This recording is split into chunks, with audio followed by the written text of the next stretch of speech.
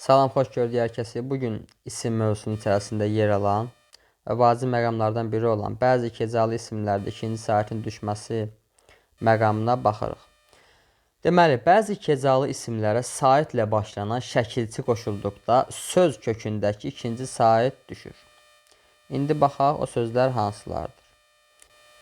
Deməli, iki qrup sözlər var. Birinci qrup sözlər alınma sözlərdir. Saitlə başlanan həm hal, baxın, həm hal, həm də mənsubiyyət şəkilçisi qoşulduqda söz kökündəki saiti düşən sözlər. Bu sözlər daha çox hansı sözlərdir?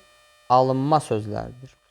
Baxaq hansı sözlərdir? Qədir, qisim, zehin, eyib, ətir, isim, izin, nəsil, ömür, səbir, sətir, sinif, fəsil, cisim, şəkil, heyif, qəbir, meyil, əsil, xeyr.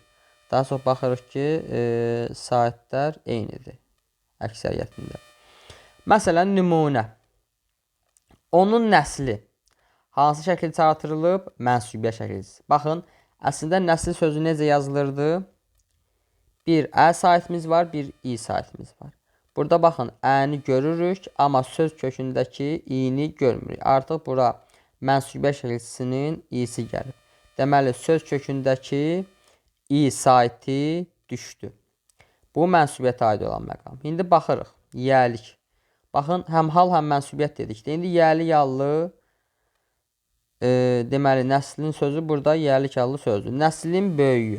Aha, nəslin böyüyü. Baxın, burada da söz kökündəki saitin biri düşüb.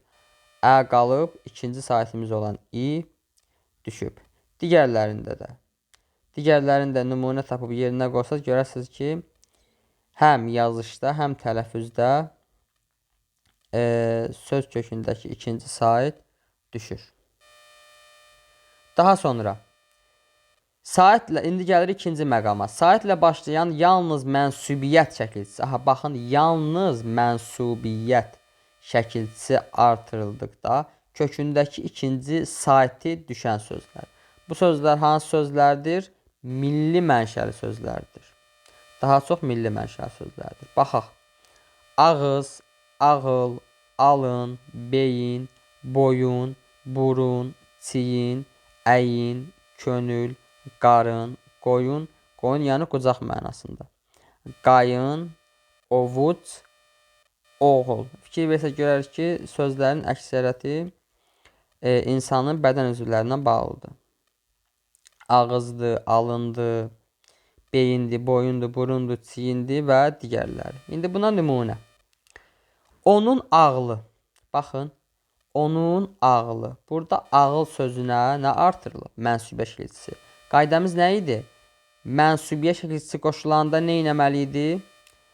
Söz kökündəki ikinci sait düşməli idi. Bəli, burada düşüb. Ağıl sözündəki ikinci ı saiti düşüb. İndi baxırıq. Yəli yallı. Ağıl sözü burada yəli yanında işlənir. Baxın, ağılın gücü. Aha, burada ağıl sözündəki ikinci sait düşməyib. I saiti tələffüzdə nə etməyib? Düşməyib. Olduğu kimi qalıb. Bizim qaydamızı bura tətbiq edirik. Yalnız nəydə düşür? Mənsubiyyətdə düşür. Bəli, mənsubiyyəti görürük burada, ağılda düşdü. Amma yəlikdə və yaxud digər hallarda düşmür. Ağlın gücü olduğu kimi qaldı. Bu sözləri mütləq əzbərləməliyik. Ən azından hər dəfə qarşımızda olmalıdır ki, yadımızdan çıxanda bu sözlərə baxaq. Bir müddətdən sonra artıq ağlımızda bu sözlər əzbər qalacaq. İzahımız bura qədər. Gələn dərslərdə görüşmək ümidi ilə. Sağ olun.